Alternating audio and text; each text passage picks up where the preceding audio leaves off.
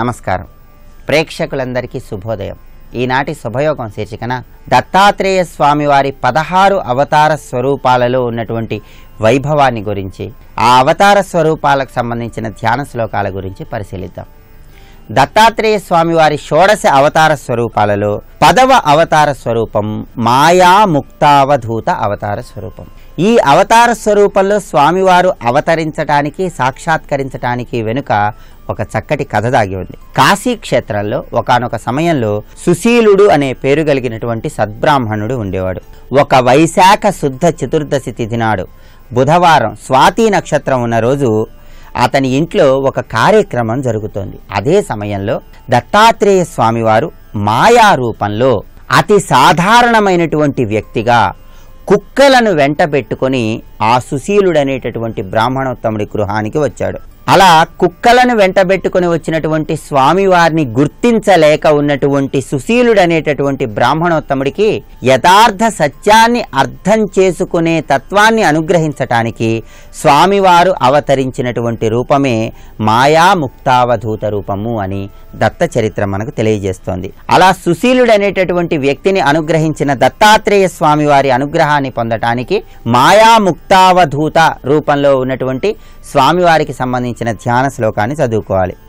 మాయా ముక్తాయ శుద్ధాయ మాయా గుణహారయతే శుద్ధ బుద్ధాత్మ రూపాయ నమోస్తు పరమాత్మనే. ఇది ఈ రూపానికి సంబంధించిన ధ్యాన శ్లోకంగా దత్త చరిత్ర మనకు తెలియజేస్తుంది. ఈ ధ్యాన శ్లోకాన్ని చదువుకోవటం, ఈ రూపాన్ని స్మరించుకోవటం ద్వారా దైనందిన జీవితంలో అఘటిత ఘటన పటీయసి మాయ అన్నారు కాబట్టి ఆ మాయ నుండి బయటపడి యథార్థ సత్యాన్ని తెలుసుకోవటానికి, మోక్షం వైపు అడుగులు వేయటానికి ఈ అవతార దర్శనం విశేషంగా సహకరిస్తుంది. ఆ తర్వాత స్వామివారి 16 అవతార స్వరూపాలలో 11వ అవతార స్వరూపం ఆది గురువు అవతార స్వరూపం. ఈ ఆది గురువు అవతార స్వరూపంలో స్వామివారు ఆషాఢ పౌర్ణమి తిథి నాడు దేవదానవులందరికీ కూడా దర్శనమిచ్చినట్లుగా దత్త చరిత్ర మనకు తెలియజేస్తోంది. ఈ ఆది గురువు అవతార స్వరూపంలో స్వామివారు స్త్రీ పురుష 2 రూపాల్లో కూడా దర్శనమిచ్చి దేవతలందరినీ కూడా అనుగ్రహించినటువంటి రూపం కాబట్టి ఆ జంట మూర్తికి ఆది గురువు అనే పేరు వచ్చింది. స్త్రీ పురుష రూపంలో రాక్షసులను సంహరించినటువంటి దేవతలందరకు స్వామివారు దర్శనమిచ్చిన రూపమే ఈ ఆది గురువు రూపం. ఈ ఆది గురువు రూపానికి సంబంధించిన ధ్యాన శ్లోకాన్ని స్మరించుకున్నట్లయితే గురుగ్రహ దోష తీవ్రతను తగ్గింపజేసుకుని, గురు బలాన్ని పెంపొందింపజేసుకుని విశేషమైన శుభ ఫలితాలను పొందవచ్చు. చిదాత్మ జ్ఞాన రూపాయ గురవే బ్రహ్మరూపిణే దత్తాత్రేయాయ దేవాయ నమోస్తు పరమాత్మనే. ఇది ధ్యాన శ్లోకం.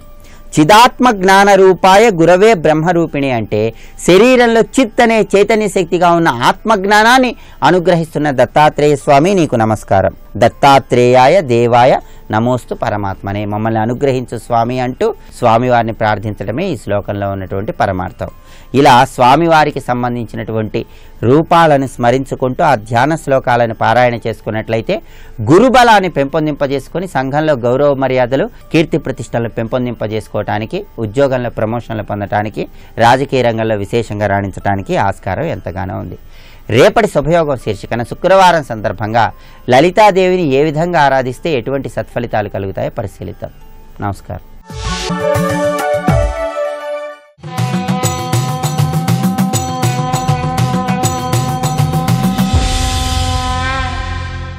శతక సాహితీ సరస్వతికి నమస్కారం.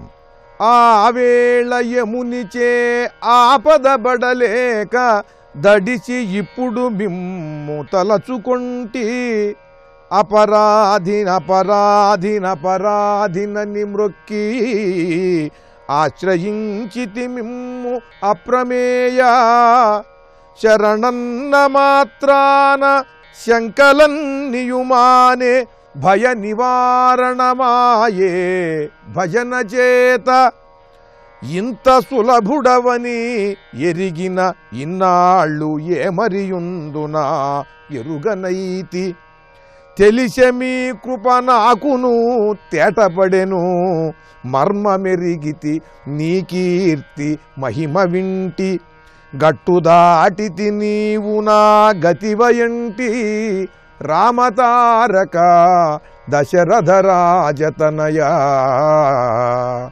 ఓ శ్రీరామచంద్ర ప్రభు, ఆ వేళ యమునిచే ఆపదపడలేక దడిసి ఇప్పుడు మిమ్ము తలచుకుంటి. ఈ శరీరం శిథిలమైపోయి మంచాన పడి రోగగ్రస్తమై మతి లేక ఎవరిని గుర్తుపట్టక దారుణమైనటువంటి స్థితిలో యముని దూతలు వచ్చి పంచప్రాణాలకు పాశాన్ని వేసి లాగి తీసుకుపోతుంటే ఆ బాధ పడలేక ఆ బాధ నాకు వద్దు అని భావించి ఆ వేళ యమునిచే ఆపదపడలేక దడిసి ఇప్పుడు మిమ్ము తలచుకుంటి. ఆ యముడు పెట్టే బాధల్ని దృష్టిలో పెట్టుకుని పాపకార్యాలు చేయకూడదని నిశ్చయించుకుని నేను ఆశ్రయించానయ్యా శ్రీరామచంద్ర ప్రభు. అపరాధినని మ్రొక్కి ఆశ్రయించితి మిమ్ము అప్రమేయ. నేను అపరాధాలు చేశానయ్యా, నాకు తెలియక చేశాను, తెలిసినా సరే మానలేక చేశాను, మాయగ్రమ్మి చేశాను, నన్ను అనుగ్రహించు, నన్ను క్షమించు, నన్ను రక్షించు అని అపరాధినని మ్రొక్కి ఆశ్రయించితి మిమ్ము అప్రమేయ. శరణన్న మాత్రాన శంకలన్నియుమానే. నీ దగ్గరకు వచ్చి నిన్ను ఆశ్రయించి నీకు శరణాగతి చెందటంతో నా సందేహాలన్నీ తీరిపోయినాయి. యముడు నా దగ్గరకు రాడు, నాకిగా యముని భయం లేదు, నేను మంచాన పడను, రోగగ్రస్తుడను కాను, సంపూర్ణమైనటువంటి ఆరోగ్యముతో నీ స్మరణ చేస్తూ ఈ దేహం నుండి నా ప్రాణం వెళ్ళిపోయేలా చేసుకోగలనయ్యా. నాకు ఆ నమ్మకం కలిగింది. శరణన్న మాత్రాన శంకలన్నియుమానే భయ నివారణమాయే భజన చేత. భయ నివారణం కలిగిందయ్యా ఈ భజన చేత. భారతీయులు ఎంత తత్వవిధులు, ఎంత దార్శనికులు, ఎంత వైద్యశాస్త్రం తెలిసిన వాళ్ళు, సామాజిక మానసిక శాస్త్ర తత్వవేత్తలు మన గ్రామస్తులు, గ్రామాల్లో ఉన్నవాళ్ళు ప్రతి రామాలయంలో రామభజన చేసేవారు. రాత్రి 11-12 గంటల వరకు కూడా పవళింపు సేవ అయిన తర్వాత 1 గంట సేపు భజన చేసేవాళ్ళు ప్రతి దేవాలయంలో. ఈ భజన చేయటం వల్ల తాళజ్ఞానం కలుగుతుంది. తాళానుగుణంగా వీరు స్పందించటం వల్ల హృదయము కూడా తాళానుగుణంగా అది లయబద్ధంగా ఉంటుంది, పరమానందం కలుగుతుంది. ఒక మహాత్ముడు లోకాన్ని ఉద్ధరించిన వాడి యొక్క నామము, ఆయన యొక్క చరిత్రము ఈ పాటలో ఉంటుంది గనక దాన్ని స్మరించటం వల్ల మనస్సుకి నిర్మలత్వం కలుగుతుంది. శరణన్న మాత్రాన శంకలన్నియుమానే భయ నివారణమాయే భజన చేత. తెలిసే మీ కృప నాకును తేటపడెను మర్మమెరిగితి నీ కీర్తి మహిమ వింటి. నీ కీర్తిని మహిమను విన్నానయ్యా, నాకు అర్థమైంది, నాకు దివ్యమైన అనుభూతి కలిగింది. నిన్ను వదిలిపెట్టనయ్యా. గట్టుదాటితి నీవు నా గతివయంటి. నేను ఈ అజ్ఞానాంధకారం నుండి, ఈ అజ్ఞాన జలధి నుండి బయటపడ్డానయ్యా నీ నామాన్ని ఆశ్రయించి. నా గతి నీవే అంటూ శరణాగతుడయ్యా శ్రీరామచంద్రునకు పరమద్భుతమైన రామభక్తితో పద్యరచన చేసి గొప్ప శతకాన్ని మనకు అందించిన మహాత్ములు వారెవరో తెలియరు. వారి రామతారక శతకంలోని మరి ఒక పద్యం గురించి రేపు ఉదయం తెలుసుకుందాం. జై శ్రీరామ్.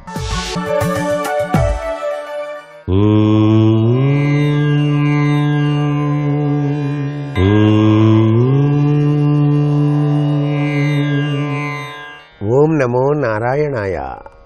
ఓం నమః శివాయ. శ్రీమాత్రే నమః. ఈరోజు గురువారం. గురుగ్రహం, గురు ప్రభావం. ఈ గురువు యొక్క ప్రభావం మనిషిని భక్తి మార్గం వైపు పయనింపచేస్తుంది. అసలు సహసిద్ధంగా భారతీయ సనాతన సంస్కృతి సంప్రదాయంలో ఎందరో మహానుభావులు నవవిధ భక్తి మార్గ తత్వాన్ని ఆచరించి జీవన్ముక్తులై మనకు మార్గదర్శకులై ఈ ఆరాట పోరాట వ్యవస్థలో మనం కూడాను మనకు నచ్చిన విధంగా ఆ నవవిధ భక్తి మార్గ సూత్ర ప్రాతిపదికలో ఏదైతే మనకు సరిపోతుందో దాన్ని ఆచరించినట్లయితే చక్కగా జీవన్ముక్తిని పొందడానికి ఆస్కారం అత్యధికంగా ఉంటుంది సుమా అని చెప్పేసి సాంప్రదాయబద్ధమైనటువంటి విధి విధానం. ఈ నవవిధ భక్తి సూత్ర ప్రాతిపదికలో మనకి శ్రవణం, కీర్తనం, స్మరణం, అర్చనం, వందనం, సఖ్యము, ఆత్మనివేదనం, పాదసేవనం, దాస్యం ఇవన్నీ కూడా నవవిధ భక్తి సూత్ర ప్రాతిపదికల్లోని సూత్ర ప్రాతిపదికలు. అందుచేత భక్తి మార్గము అనేది సామాన్యులు అందరికీ కూడాను సులువైనది కాబట్టి, తేలికైనది కాబట్టి ఈ భక్తి మార్గాల ద్వారా ముక్తిని పొందటానికి ఆస్కారం అత్యధికంగా ఉంటుంది. కాబట్టే మనం తప్పనిసరిగా నిత్యం కూడా మన మనసును ఆ పరమాత్మ వైపు లగ్నం చేయాలి. ఎప్పుడైతే పరమాత్మ వైపు మనస్సును లగ్నం చేస్తామో మన పనులన్నీ కూడాను చక్కగా నెరవేర్చుకుంటూనే ఆ యొక్క దైవ చింతన తత్పరతో జీవితాన్ని గడుపుతూ చివరి దశలో హాయిగా జీవన్ముక్తిని పొందటానికి ఆస్కారం ఉంటుంది. అందుకే ప్రతి ఒక్కరూ కూడాను నవవిధ భక్తి సూత్ర ప్రాతిపదికల్లోని ఏదో ఒక మార్గాన్ని ఆచరించి తప్పనిసరిగా తరించవచ్చు అని చెప్పేసి మనకి నారద మహర్షి, అంబరీషుడు, ప్రహ్లాదుడు, పోతన, భక్త రామదాసు వీళ్ళందరూ కూడాను ఆ యొక్క భక్తి సూత్ర ప్రాతిపదికలను ఆచరించి మనకు తెలియజేశారు. మనం కూడాను ఆ యొక్క మార్గంలో కనుక పయనింపజేసుకున్నట్లయితే జీవితాన్ని చక్కటి యోగ సిద్ధిని పొందటానికి ఆస్కారం ఎంతగానో ఉంటుంది కదా. మరి సర్వే జనా సుఖినో భవంతు.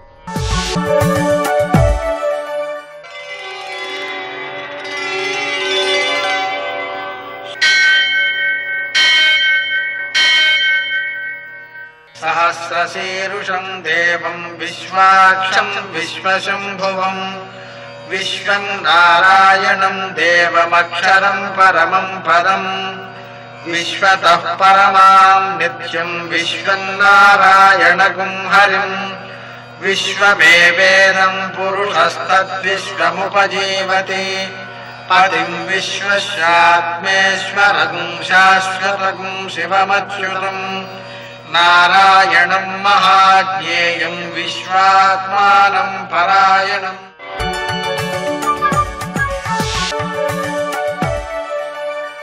సూర్యశౌర్యమథేందురింద్రపదవీ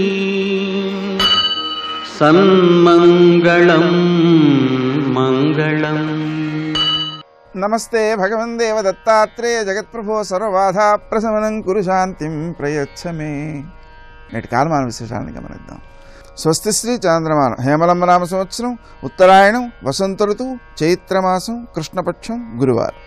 సూర్యోదయం 6:05 సూర్యాస్తమయం 6:28 తిథి విధియ మధ్యాహ్నం 3:12 వరకు, నక్షత్రం స్వాతి ఉదయం 8:05 వరకు, వర్జం మధ్యాహ్నం 2:18 నుంచి 4:05 వరకు, దుర్ముహూర్తం ఉదయం 10:13 నుంచి 11:02 వరకు, మరల మధ్యాహ్నం 3:10 నుంచి 3:59 వరకు, అమృతకాలం రాత్రి 12:59 నుంచి 2:46 వరకు, రాహుకాలం గురువారం కాబట్టి మధ్యాహ్నం 1:30 నుంచి 3 గంటల వరకు, అష్టకవర్గు రీత్యా శుభప్రదమైన సమయం ఉదయం 9:40.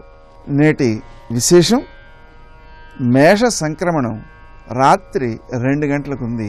ఆ కారణంగా మరుసటి రోజు అంటే శుక్రవారం రోజున మేష సంక్రాంతి ప్రయుక్తమైన కార్యాలను ఆచరించాల్సి ఉంటుంది.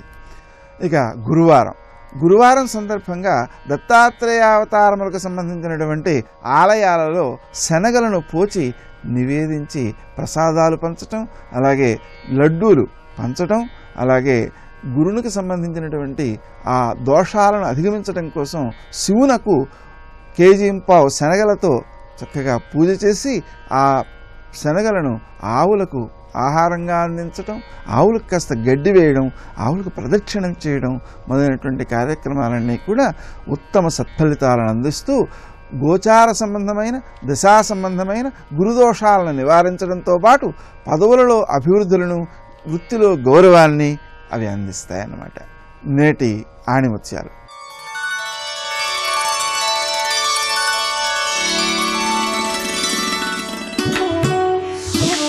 న్యాయం చేయడంలో ఆలస్యం అవడం అంటే ఒక రకంగా అన్యాయం చేయటమే.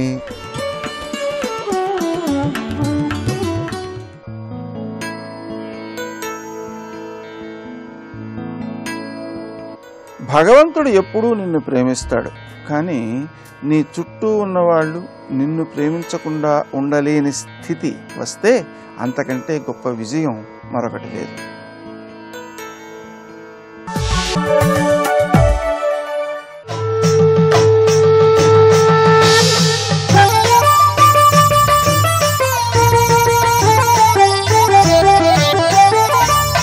ఒక్కొక్క పురాణంలో ఒక్కొక్క చరిత్రను కొంచెం విస్తారపరుస్తారు, కొన్ని చోట్ల సంక్షేపపరుస్తారు. ఉదాహరణకి భారతం కూడా పురాణ సంప్రదాయంలోనే వ్యాసుడు రాశాడు, ఇతిహాసమైనప్పటికీ కూడా. అందులో సృష్టి క్రమం నుంచి విస్తరించి చెప్తూ రకరకాల చక్రవర్తుల పేర్లు వివరించి చెప్తాడు. అక్కడ ముఖ్యంగా షోడశ చక్రవర్తుల గురించి చెప్పుకున్నాం. అందులో మరుత్తరాట్ అనేటువంటి ఆయన గురించి మొట్టమొదటి కృష్ణవర్మ చెప్తాడు. 16 చక్రవర్తుల్లో మరుత్తరాట్ చరిత్ర అని చెప్తాడు. అది ధర్మరాజుకి. నేను ఎంత గొప్ప గొప్ప రాజులైనా ధర్మబద్ధంగా జీవించి వాళ్ళ కీర్తిని నిలుపుకుంటారు, కానీ వాళ్ళు నిలవరు. సృష్టిలో ఏది శాశ్వతం కాదు, ఇది తెలుసుకో. కనుక అశాశ్వతం జీవితం అని చెప్పి చతికలబడ్డం కాదు, అశాశ్వతం జీవితం అని తెలిసాక క్షణం వ్యర్థం చేయకుండా ధర్మాన్ని నువ్వు సాధించాలి. అది అక్కడ బోధిస్తూ షోడశ చక్రవర్తుల చరిత్ర చెప్తూ అంతటి చక్రవర్తులే వెళ్ళిపోయినప్పుడు దేని మీద మోహం అని చెప్తారు ఇక్కడ. ఆ చెప్పడంలో రెండు, ఒకవైపు చక్రవర్తుల చరిత్ర చెప్పడం ఒకటి, ఆశ అనేది పెట్టుకోకుండా వైరాగ్యంతో ధర్మాన్ని ఆచరించడం అనేది ప్రధానం ఆయన అని బోధించడం ఒకటి, రెండూ చేశాడు ఇక్కడ. ఆ చెప్పేటప్పుడు మనకి చక్రవర్తుల్లో మరుత్తరాట్ చక్రవర్తి కథ చెప్తాడు, కానీ ఆది చక్రవర్తి కాదు ఆయన. చెప్పిన కథల్లో ఆ మహానుభావుడి చరిత్రని చెప్తారు. ఈ మరుత్తరాట్ చరిత్రని శ్రీనాథ మహాకవి కావ్యంగా రాశాడు అంటారు. ఎవరో అనలేదు, ఆయనే అన్నాడు. ఆ కావ్యం దొరకట్లేదు మనకి ఇప్పుడు. ఆయన రచించినటువంటి కాశీఖండం, శృంగారనిషధం, ఇంకా హరవిలాసం ఇత్యాదులు దొరుకుతున్నాయి, కానీ ఆయన కాశీఖండంలో ఒక చోట చిన్నారి పొన్నారి చిరుతకు కటినాడు రచయించితి మరుత్తరాట్చరిత్ర నూనూగ మీసాల నూత్న యవ్వనమున శాలివాహన సప్తశతి నుడివితి సంతరించితి నిండు జవ్వనమ్మున యందు హర్షనైషధ గ్రంథం ఆంధ్ర భాష అని ఎప్పుడెప్పుడు ఏం రాశాను అని చెప్పుకున్నాడు. ఆ చిన్నారి పొన్నారి చిరుత కూకటినాడు రచించితిని మరుత్తరాట్ చరిత్ర అన్నాడు. ఆ చరిత్ర ఇప్పుడు మనకు దొరకట్లేదు. అయితే మరుత్తరాట్ చరిత్ర శ్రీనాథుడు దొరకకపోయినా మూలంలో చాలా అద్భుతంగా మరుత్తరాట్ చరిత్ర చెప్తున్నారు ఇక్కడ. బ్రహ్మ అనగా జ్ఞానము ధర్మము, క్షాత్రం అనగా రక్షణ పరిపాలన, అంతే. ఇక్కడది ఎప్పుడు లేదు చెప్పండి బ్రహ్మక్షాత్రం. బ్రహ్మక్షాత్రం లేని సమాజం ఉందా? ఏ సమాజంలోనైనా ఒకవైపు పాలించేవాడు రక్షించేవాడు ఉండాలి, ఎలా పాలించాలి ఎలా వ్యవహరించాలో చెప్పేవాడు ఉండాలి. ఈ చెప్పేవాడు బ్రహ్మ, అది చేసేవాడు క్షత్రియుడు. ఇది తెలుసుకోవాలి ఇక్కడ. వాటి పదాలకు అర్థం తెలియాలండి, అంతేగాని వర్ణ విశేషములు కావు. ఇది లేని సమాజం ఏది ఉందో చెప్పండి. ప్రతి నాగరిక సమాజంలో ఉంది. రక్షిత స్వస్య ధర్మస్య చాతుర్వర్ణ్యస్య రక్షిత అన్నాడు ఇక్కడ. ఈ మాటలు గ్రహించి పురాణములన్నీ ఒకవైపు ఋషుల్ని ఇంకోవైపు రాజుల్ని చెప్పడంలో జ్ఞానం ఎలా సంపాదించాలి, ధర్మం ఎలా సంపాదించాలి చెప్తోంది, పాలన ఎలా చేయాలి, రక్షణ ఎలా చేయాలో చెప్తోంది. ఈ రెండే సమాజానికి కావలసిన, అవునా కదా చెప్పండి ఇక్కడ. ఈ రెండిటి గొడుగు నీడలోనే మిగిలినవన్నీ వృత్తులన్నీ జరుగుతుంటాయి. అందుకే ఈ రెండిటికే ప్రధానంగా నాయకులుగా చెప్పేటప్పుడు ఒకవైపు ఋషుల్ని ఒకవైపు పాలకుల్ని, ఋషుల కథ మహారాజుల కథ కలిపే చెప్పుకుంటూ వెడుతున్న విశ్వామిత్రుడు, వశిష్ఠుడు, హరిశ్చంద్రుడు, త్రిశంకుడు, వీళ్ళ కథలన్నీ వచ్చాయి కదా మనకి. అలాంటి సూర్యవంశ చక్రవర్తుల్లో ఒక ప్రాచీనమైనటువంటి చక్రవర్తి చరిత్రను మనం ఈరోజు చెప్పుకోబోతున్న మరుత్తరాట్ చరిత్ర. అయితే మరుత్తరాట్ చరిత్ర కంటే ఆయన ఉద్భవించిన చరిత్ర చాలా విశేషంగా చెప్పారు ఇక్కడ. సాధారణ మహాత్ముల చరిత్ర చెప్పేటప్పుడు వాళ్ళు పుట్టుకు పూర్వమున కథలు చెప్పుకుంటూ వారి కథని చెప్తారు, కానీ సంక్షేపంగా ఉన్నట్టు కనబడుతుంది. ఎక్కువ చెప్పడం కాదండి, గట్టిగా చెప్పడం చాలా అవసరం ఇక్కడ. అన్ని పేజీలు రాశారండి అంటే అది కాదు, చెప్పేదేదో గట్టిగా చెప్పాలి ఇక్కడ. అందుకు మరుత్తరాట్టు యొక్క చరిత్రకి పూర్వ చరిత్ర చెప్తున్నారు. అంటే మనం అక్కడి నుంచి ప్రారంభిస్తున్నాం. నిజానికి సూర్యవంశ చక్రవర్తుల గురించి వరుసగా చెప్పుకొస్తూ ఒక్కొక్క చక్రవర్తిని ప్రస్తావన చేస్తూ కొందరు చక్రవర్తుల గురించి వాళ్ళ మహాత్ములను 2-3 పేరాల్లో లేదా 2-3 శ్లోకాల్లో చెప్పి, కొందరి గురించి 20-30 శ్లోకాలు చెప్పి, కొందరి గురించి అధ్యాయాలు చెప్పారు. అయితే 2 శ్లోకాలున్నా మన జీవితాలని మార్చేస్తే అవే చాలా గొప్పవి. అలాంటివి కొన్ని ఎంపిక చేసుకుని మనం మరుత్తరాట్ చరిత్రను వినబోతున్నాం. పుణ్యశ్లోకులైనటువంటి చక్రవర్తుల చరిత్రలు మన జీవితంపై ఎలాంటి ప్రభావం చూపిస్తాయి, వాటిలో ఉన్నటువంటి మంత్ర యంత్ర తంత్రపరమైన రహస్యాలు కూడా వివరించుకున్నాం కదా. ఇప్పుడు క్రమంగా సూర్యవంశ చక్రవర్తుల గురించి చెప్తూ వివిధములైనటువంటి మహాత్ముల గురించి చెప్తూ ఖనిత్రుడు అని ఆయన చరిత్రను చెప్తున్నారు. ఇక్కడ ఈ ఖనిత్రుడు పరాక్రమవంతుడు, ధార్మికుడు. ఇక్కడ ఉత్తమమైన పాలకుల గురించి చెప్పేటప్పుడు పరాక్రమం మాత్రమే చెప్పకుండా ఒక ధర్మము, ఒక త్యాగము చెప్తున్నారు. చూడండి, ఇక్కడ అది ప్రధానం. అందులో పరాక్రమము సంపద ఉండడం చేత స్తుతించడం కాదు. కేవలం పరాక్రమం సంపద మాత్రమే ఉన్నటువంటి వారు ధర్మవిరుద్ధంగా ప్రవర్తిస్తే పతనమైపోతారు అని వేనరాజు లాంటి కథల ద్వారా చెప్పారు ఇక్కడ. కనుక పరాక్రమము సంపద కూడా ధర్మ సమ్మతమై ధర్మానికి వినియోగింపబడినప్పుడు వారు నాయకులు అవుతున్నారు, వారు మహాత్ములు అవుతున్నారు. అది ఇందులో ఉన్నటువంటి రహస్యం. ఈ ఖనిత్రుడు గొప్పతనం చెప్తున్నారు. ఇతడు ప్రధానంగా శాంత సత్యవాక్ శూర సర్వప్రాణహితే రత. చాలా విశేషం ఇక్కడ.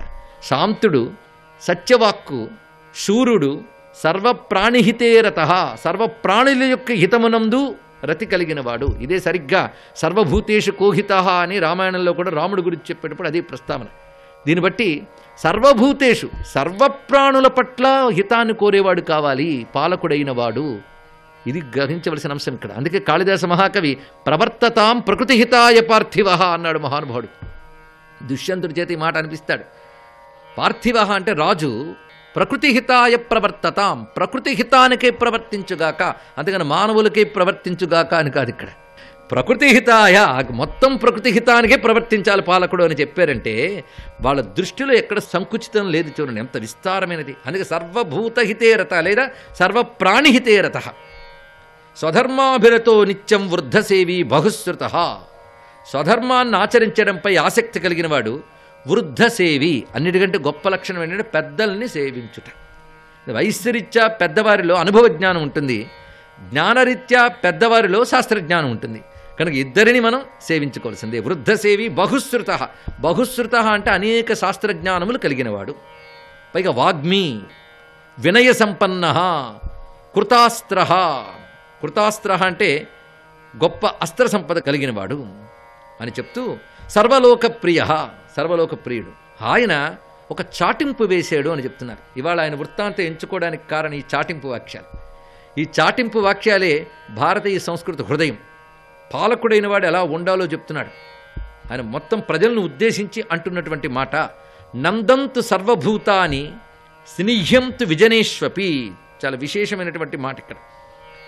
అన్ని ప్రాణులు ఆనందాన్ని అనుభవించుగాక. భారతీయ మహర్షి యొక్క ఆకాంక్ష ఎంత గొప్పగా ఉంటుందో చూడండి ఇక్కడ. అందుకే ఈ మాటలో నందంతు సర్వభూతాని స్నిహ్యంతు విజనేష్వపి. ఒక్కొక్కప్పుడు మనకి ఏకాంతంలో ఒంటరి స్థానాల్లో ఉన్నప్పుడు కూడా క్షేమంగా మీరుందురుగాక. స్వస్త్యస్తు సర్వభూతేషు నిరాతంకాని సంతుచా. అందరూ కూడాను స్వస్తి అంటే శుభం కలిగి ఉండుగాక. నిరాతంకాని అంటే భయము పీడలు లేకుండా అందరూ ఉండాలి. మా వ్యాధిరస్తు భూతానాం మా ఆధ్యయో నభవంతుచా. ఆది వ్యాధులు అంటే రోగాలు లేకుండా అందరూ బాగుండాలి. మైత్రీమశేష భూతాని పుష్యంతు సకలే జనే. అందరిలో పరస్పర మైత్రి భావం ఉండాలి, అందరూ పుష్టిగా ఉండాలి. అంతేకాదు ఎవరైతే శాస్త్రాలను అధ్యయనం చేసి తపస్సు చేసి లోకానికి త్యాగం చేస్తున్నారో వాళ్ళు శివమస్తు, వాళ్ళ క్షేమం ఉండుగాక. శివమస్తు ద్విజాతీనాం ప్రీతిరస్తు పరస్పరం. ఒకరిపై ఒకరు ప్రీతి కలగాలి. అందరూ ఒక దేశవాసులు అయినప్పుడు పరస్పర ప్రీతిభావం ఉండాలి. కానీ మనకు మనం ఒక వర్గాలు ఏర్పరచుకుని ఇంకో వర్గంతో ద్వేషం పెంచుకుంటుంటే ఎప్పుడు తరిస్తామండి. ఎందుకంటే ఈ ఉపాధులు గర్జన్మలో ఏవో తర్వాత జన్మలో ఏవో ఈ ఎరుక కలిగితే మనకి ఆ ఉపాధిగతమైన అహంకారం పోతుంది, ఉపాధిగతమైన ధర్మమే మిగులుతుంది. తెలుసుకోండి, ఉపాధిగతమైన బాధ్యత చేయడమే తప్ప ఉపాధిగతమైన అహంకారం కూడదు. ఇక్కడ మనం ఈ విషయం చెప్పుకోవడానికి ఎంచుకోవడం ఎందుకంటే ఇది యూనివర్సాలిటీ, మన పురాణముల్లో ఉన్న విశ్వజనీనమైనటువంటి సత్యాలు. ఇక్కడ విశ్వజనీనమే, ఏ కాలానికి ఏ కాలానికైనా ఏ ప్రాంతానికైనా ఎవరికైనా వర్తిస్తాయి. అందుకే ప్రపంచంలో ఎవరికైనా పనికొచ్చే విషయాలు చెప్పడానికి ఋషి తపన పడ్డాడు. అందుకే విశ్వశ్రేయ కావ్యం అన్నారు నన్నయ్య గారు. కావ్యం యొక్క ప్రయోజనం విశ్వశ్రేయస్సు. అందుకని దేశ శ్రేయస్సు, సమాజ శ్రేయస్సు, కాలనీ శ్రేయస్సు మాత్రమే కాదు. ఇక్కడ తెలుసుకోండి, ఇక్కడ ఎంత విశేషమైన అంశం ఇక్కడ కనబడుతున్నది. ఇక్కడ కనుక అద్భుతమైన సమాజం, ఐడియల్ సొసైటీ, ఒక ఆదర్శవంతమైన సమాజం ఎలా ఉండాలనే దానికి ఈ వాక్యాలు చాలావా చెప్పండి ఇక్కడ. అందుకే ఈ శ్లోకాలు గుర్తుపెట్టుకున్న చాలు. సిద్ధిరస్తుచ కర్మణం, ఎవరు ఏ పని చేసినా అది విఫలం కాకుండా వాళ్ళకి సఫలం కావాలి, వాళ్ళ సిద్ధి లభించాలి. భూలోకాహ సర్వభూతేషు శివావస్తు సదామతి, ఎల్లవేళలా అందరిలో కూడా మంచి పని చేసే ప్రవృత్తి కలుగ్గాక. ఇది ఆయన ప్రకటిస్తున్నాడు, దానికి అనుగుణంగా జీవిస్తున్నాడు. అంతేకాదు, ఒక తల్లిదండ్రులు ఎల్లవేళలా తమ పుత్రుల హితాన్ని ఎలా కోరుకుంటారో మానవులు సర్వజీవహితాన్ని అలా కోరుకోవాలి. ఇది చెప్పాడు ఇక్కడ. ఇదే మాటను భాగవతంలో ప్రహ్లాదుని వర్ణిస్తూ, తల్లిదండ్రుల భంగి ధర్మవత్సలతను దీనులుగావ చింతించువాడు అని. మనం ఏదో ప్రహ్లాదుని వర్ణించారనుకుంటాం, కానీ క్యారెక్టర్ ఎస్టాబ్లిష్మెంట్ అక్కడ చేస్తున్నాడని ఆలోచించు. వాటికి జాగ్రత్తగా అర్థాలు చేసుకుంటే పర్సనాలిటీ డెవలప్మెంట్ అంటే ఇదేనండి ఇక్కడ. కానీ జాగ్రత్తగా చిన్నప్పటి నుంచి పురాణాలు వినిపిస్తే ఖర్చు కాకుండా పర్సనాలిటీ డెవలప్మెంట్ వస్తుంది. తెలుసుకోండి, ఇక్కడ అంత విశేషంగా చెప్తున్నాడు. ఇంకేం కావాలి వ్యక్తిత్వ వికాసానికి ఇక్కడ. సర్వం శ్రీకృష్ణ చరణారవిందార్పణమస్తు. స్వస్తి.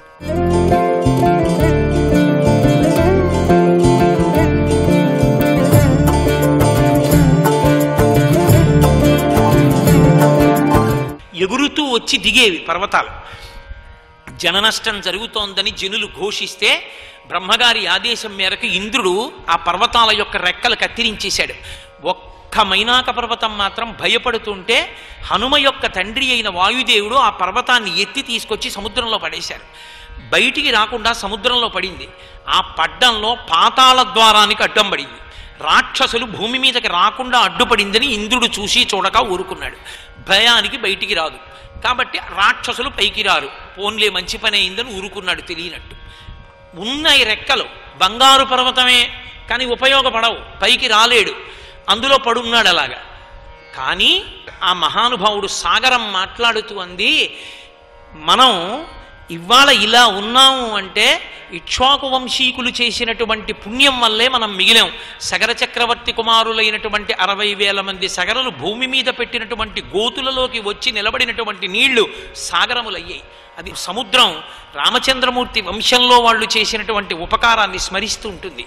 కాబట్టి అదిగో ఆ ఇక్ష్వాకు వంశంలో పుట్టినటువంటి రామచంద్రమూర్తి యొక్క ఇల్లాలైన సీతమ్మ తల్లి జాడ కనిపెట్టడం కోసమని ఏ విధమైనటువంటి ఉపకారమును కోరకుండా ఆకాశ మార్గంలో వెళ్ళిపోతున్నారు. అటువంటి హనుమకి ఉపకారం చెయ్యొద్దు.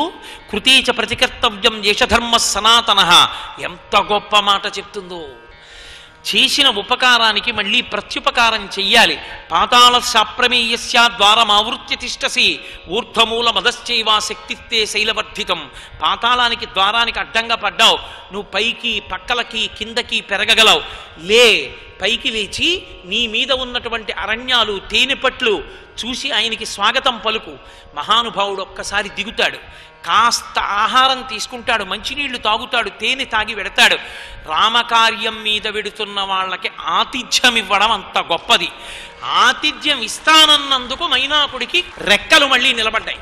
అందుకే రామకార్యం మీద వెడుతున్నటువంటి వ్యక్తికి మాట సాయం చేసినా అది ఉత్తినే పోదు, వంశం 7 తరాలు కాపాడుతుంది. సుందరకాండ నిరూపణం చేసి చూపించింది. కాబట్టి ఒక్కసారి మైనాక పర్వతం బంగారు శిఖరాలతో నిలబడింది. మధ్యేలవణతో యస్య విఘ్నోజమితి నిశ్చయ. మధ్యలో బంగారు పర్వతం వచ్చింది, ఏమిటి ఇది విఘ్నమని మహానుభావుడు ఒక్కసారి తన వక్షస్థలంతో కొట్టి శిఖరములను చూర్ణం చేసేశారు. పురుష రూపం దాల్చి నిలబడ్డాడు. నిలబడి అతిథి కిల పూజార్హ ప్రకృతోపి విజానత. నీలాంటి అతిథి ఎక్కడ దొరుకుతాడయా నాకో? మహానుభావ వచ్చావు, కాసిని పళ్ళు తిని ఇంత తేనె తాగి వెళ్ళవయ్యా అన్నారు. నిజంగా అంత తొందరలో ఉన్నవాడు తిరస్కరించి మాట్లాడచ్చు. మాట వైభవం అంటే ఏమిటో హనుమ దగ్గర నేర్చుకోవాలి. ఎంత మర్యాదగా మాట్లాడతారో, ఆగకుండా వెళ్ళిపోతూనే ఒక్కసారి ఇలా ముట్టుకున్నారు. ప్రీతోస్మి కృతమాతిథ్యం మంజురేషోపనీయతాం తరతే కార్యకాలో మే అహశ్చాప్యతివర్తతే ప్రతిజ్ఞాతమయా దత్తాన స్థాతవ్యమిహాంతరే. మాట ఇచ్చాను, మధ్యలో ఆగకూడదు. నువ్వు నాకు ఉపకారం చేసినట్టే, నీవు చేసినటువంటి ఉపకారం నేను పుచ్చుకున్నట్టే, ఆతిథ్యం ఇచ్చినట్టే. ఒక్కసారి ముట్టుకున్నారు, ముందుకెళ్ళిపోయారు. అవతల పొద్దుపోతోంది, పగటి వేళ లంఘనం చేశారు, సాయంకాలం లోపల వెళ్ళిపోవాలి. నేను ప్రతిజ్ఞ చేశాను, రామచంద్రమూర్తి యొక్క బాణం ఎలా వెడుతుందో అలా వెడతానన్నాను. రామచంద్రమూర్తి బాణం లక్ష్యం మీదకి ప్రయాణం చేసే ముందు మధ్యలో ఏదో కనపడిందని అక్కడ ఆతిథ్యం తీసుకుని వెళ్ళదుగా, తిన్నగా వెళ్ళిపోతుంది తప్ప. కాబట్టి నేను కూడా అలా వెళ్ళాలి. ఎంత మర్యాదతో మాట్లాడతారో దాటిపోయారు. సురస వచ్చింది. అయం వాతాత్మజ శ్రీమాన్ ప్లవతే సాగరోపరి. అదిగోనమ్మా మహానుభావుడు హనుమ 100 యోజనముల సముద్రం మీద వెళ్ళిపోతున్నారు. ముహూర్తం విఘ్నమాచర, చిన్న విఘ్నం చెయ్యమ్మా, తట్టుకుంటాడో లేదో చూద్దామన్నారు దేవతలు. ఆవిడొచ్చి అడ్డంగా భూతంలా నిలబడి నోరు తెరిచింది. నోరు తెచ్చి ప్రవిష్టోస్మిహితే వక్త్రం, రా నా నోట్లోకి రా, నేను నిన్ను తింటానంది. ఆయన అన్నాడు, రామకథ ఎన్ని మాటలు చెప్తారో హనుమ, అసలు సుందరకాండ బలమంతా అదే. ఇన్ని మాటలు చెప్తారు కానీ ఒకసారి చెప్పినట్టు ఒక మాట చెప్పరు. ఎక్కడ చెప్పినా ఆ సమయ సందర్భాల్ని దృష్టిలో పెట్టుకుని ఎంతవరకు చెప్పాలో అంతవరకే చెప్తారు. కాబట్టి ఆయన అన్నారు, అమ్మా రామో దాశరథిర్నామా ప్రవిష్టో దండకాననం లక్ష్మణేన సహభ్రాత వైదేహ్యా చాపి భార్యయా అథవా మైథిలీందృశ్యా రామంచా క్లిష్టకారిణం ఆగమిష్యామితే వక్త్రం సత్యం ప్రతిశృణోమితే. అమ్మా అయోధ్యానగరాన్ని పరిపాలిస్తున్నటువంటి దశరథ మహారాజు గారి యొక్క కుమారుడైనటువంటి రామచంద్రమూర్తి తండ్రిని సత్యమునందు నిలబెట్టడం కోసమని అరణ్యవాసానికి తన భార్య అయినటువంటి సీతమ్మతో లక్ష్మణస్వామితో కలిసి వచ్చినప్పుడు రావణాసురుడు అపహరిస్తే జనస్థానంలో ఆ సీతమ్మ తల్లి జాడ కనిపెట్టడం కోసమని రామకార్యం మీద పెడుతున్నానమ్మా. అథవా మైథిలీందృష్ట్యా రామంచా క్లిష్టకారిణం ఆగమిష్యామితే వక్త్రం సత్యం ప్రతిశృణోమితే. ఒక్కసారి సీతమ్మ జాడ కనిపెట్టి రామచంద్రమూర్తికి చెప్పి నీ నోట్లో ప్రవేశిస్తానమ్మా, నాకు అవకాశం ఇయ్యి అన్నారు. కుదరదురా అబ్బాయి, నా నోట్లోకి వెళ్ళాలన్నాడు. అంతే, పెద్ద శరీరం ఆయన పెంచారు, ఆవిడ నోరు పెంచింది. బుద్ధిమతాం వరిష్టం ససించప్యాత్మన కాయం బహువా అంగుష్టమాత్రక. బొటన వేలంత అయిపోయారు, లోపలికి వెళ్ళారు, బయటకు వచ్చేశారు.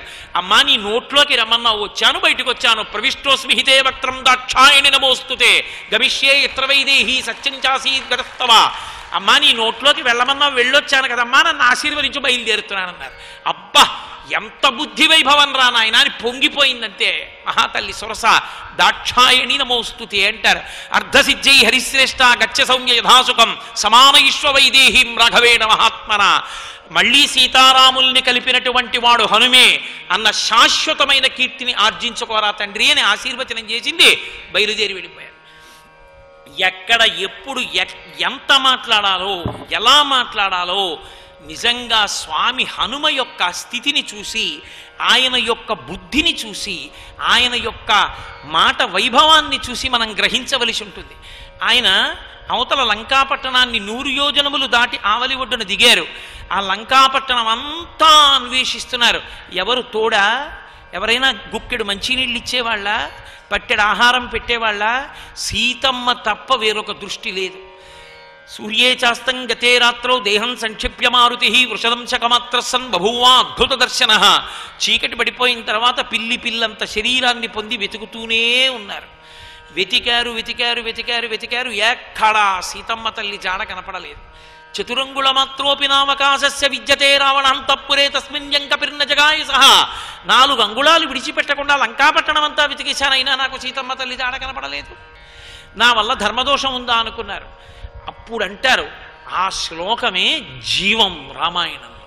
అందుకు చదువుకుంటారు సుందరకాండ. అనిర్వేద శ్రియోమూలం అనిర్వేద పరం సుఖం అనిర్వేదో హి సతతం సర్వార్థేషు ప్రవర్తక కరోతి సఫలం జన్మో కర్మయత్తత్ కరోచిత తస్మాద్ అనిర్వేద కృతం యత్నం చేస్తే హేముత్తమం అంటారు. అనిర్వేదము అంటే నిర్వేదాన్ని విడిచిపెట్టి, బెంగ బాధ విడిచిపెట్టి ఎవడు ప్రయత్నం చేస్తాడో వాడు కార్యాన్ని సాధిస్తాడు. ఎవడు బెంగకి భయానికి వశుడైపోతాడో వాడు కార్యాన్ని సాధించలేడు.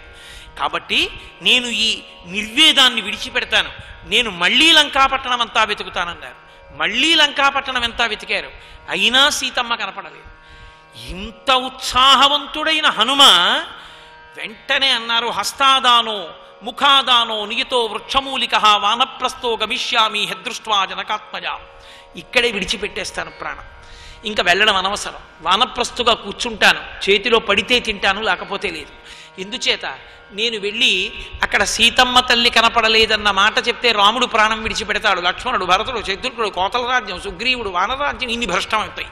ఎందుకు వచ్చింది నేను ఆ మాట చెప్పడం? ఇక్కడే ఉండిపోతానన్నారు. అంతటి మహానుభావుడికి ఎంత నిర్వేదం వచ్చిందో చూడండి. అప్పుడు దేవతల అనుగ్రహం ఉంటుంది. అప్పుడు గుర్తొచ్చింది ఏదో తెలుసా? రామాయణాన్ని తిప్పింది సంపాతి మాట. సర్వం శ్రీ ఉమామహేశ్వర పరబ్రహ్మార్పణమస్తు. స్వస్తి.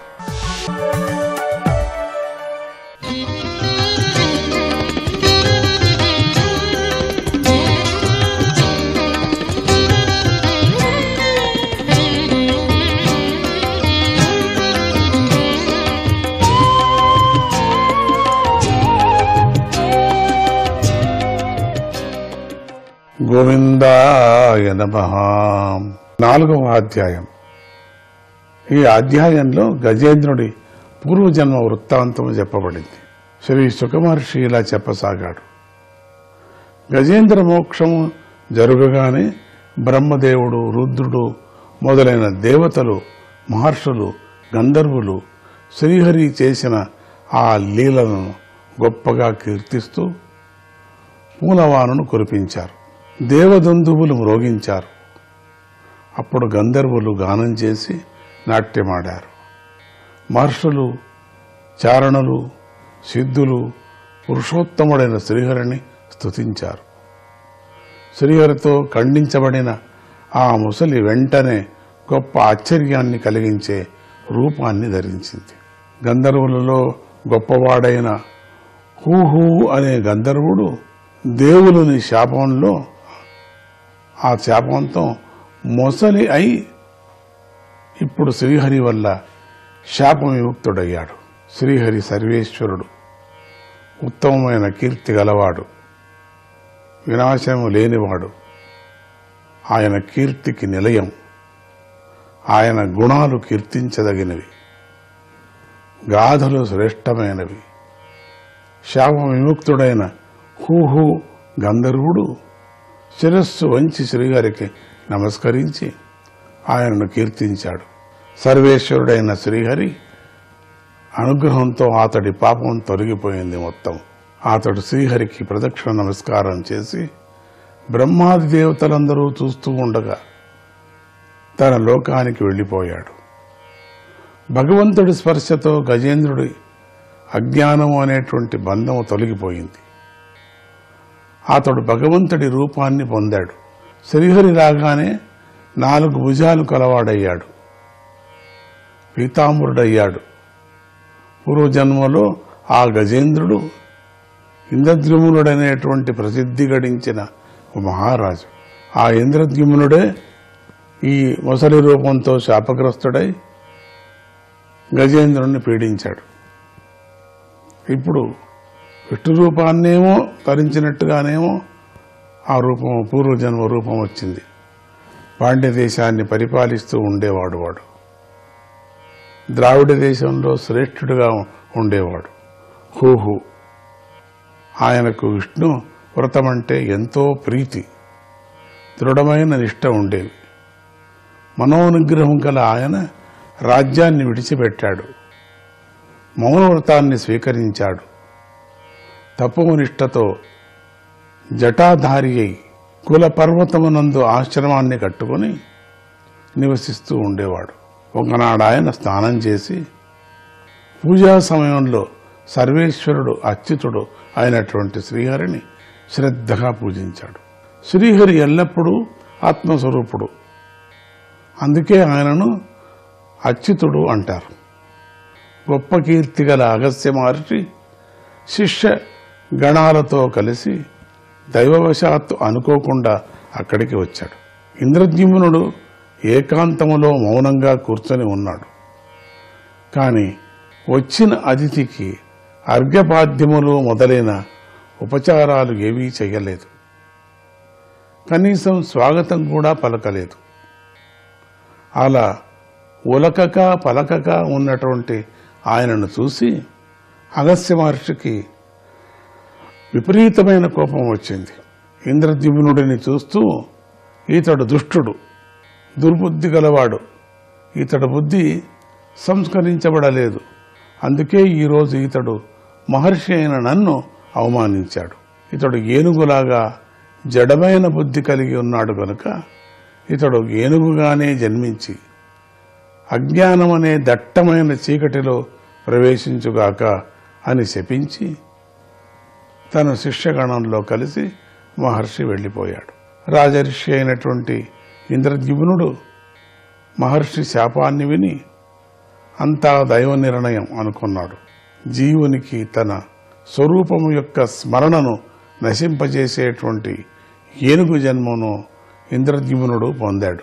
అలా ఏనుగుగా మారిన ఆయనకు శ్రీహరిని స్తుతించాలని గుర్తుకు రావటం అనేది గొప్ప విషయం కదా. అది పూర్వజన్మలో ఆయన చేసిన శ్రీహరి అర్చన యొక్క ప్రభావమే కదా. పద్మనాభుడైన శ్రీహరి ఆ విధంగా గజేంద్రుని మొసలి నుండి విడిపించాడు. ఆయనను తన ప్రధాన అనుచరులలో ఒకటిగా చేసుకున్నాడు. ఓ గజేంద్ర, ఎవరైతే తెల్లవారుజామున నిద్రలేచి పరిశుద్ధులై శ్రద్ధతో ఏకాగ్రచిత్తంతో నన్ను నా రూపాలను స్మరిస్తారో వారు ఖచ్చితంగా సకల పాపాల నుండి విముక్తిని పొందుతారు. నువ్వు ఈ సరస్సు, పర్వతము, గుహాలు, అడవులు, వేము పొదలు, సన్న వెదురు పొదలు, మందారము మొదలైన దివ్య వృక్షాలు, ఈ శిఖరాలు, బ్రహ్మలోకము, శివలోకము, నాలోకము, పాలసముద్రము, నాకు మిక్కిలి ప్రియమైన ప్రశాంతవంతమైన నా నివాస స్థానమైన శ్వేతద్వీపము, శ్రీవత్సవము, కౌస్తుభ మాణిక్యము, వైజయంతిమాల, కౌమోదకీ గద, నా సుదర్శన చక్రము, పాంచజన్యమనేటువంటి శంఖము, పక్షిరాజైన గరుత్మంతుడు, నా సూక్ష్మ కళ అయినటువంటి ఆదిశేషుడు, నన్ను ఆశ్రయించి ఉండే లక్ష్మీదేవి, బ్రహ్మదేవుడు, నారద మహర్షి, శివుడు, ప్రహ్లాదుడు, సూర్యుడు, చంద్రుడు, అగ్ని, ఓంకారము, సత్యవాక్యము, మాయాశక్తి, గోవులు, వేదవేత్తలు, వినాశము లేని ధర్మము, ధర్ముడికి, చంద్రుడికి, కశ్యపుడికి భార్యలైన దక్షుని పుత్రికలు, గంగా, సరస్వతి, అలకనంద, యమున నదులు, ఐరావతమనే దిగ్గజము, ధ్రువుడు, వశిష్ఠుడు మొదలైన బ్రహ్మర్షులు, పవిత్రమైన కీర్తిగల నలుడు మొదలైన మహాపురుషులు కూడా నా రూపములే అయి ఉన్నాయి. ఇంత విస్తారంగా పరమాత్ముడు చెప్తున్నాడు. ఒకటొకటి విడిపి ఇడిచి చెప్తున్నాడు. ఇది అది ఇది ఇది అన్ని రూపాలు చెప్పుకొచ్చాడు.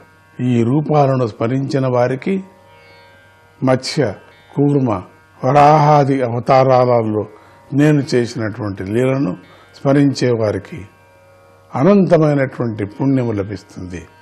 ఓ గజేంద్ర, ఎవరైతే తెల్లవారుజామున నిద్రలేచి నువ్వు చేసిన ఈ స్తోత్రములో నన్ను స్తుతిస్తారో వారికి నేను మరణ సమయంలో స్వచ్ఛమైన అజ్ఞానాన్ని పోగొట్టే బుద్ధిని అనుగ్రహిస్తాను అన్నాడు. ఇంద్రియాలకు అధిపతి అయిన శ్రీహరి ఇలా ఉపదేశించి ఉత్తమమైన శంఖాన్ని పూరించాడు. దేవతలందరికీ సంతోషాన్ని కలిగిస్తూ పక్షిరాజు అయిన గరుత్మంతుడిపై కూర్చొని వైకుంఠానికి వెళ్ళాడు. ఇంతటితో 8వ స్కందములోని 4వ అధ్యాయము సమాప్తము. గోవిందాయ నమః.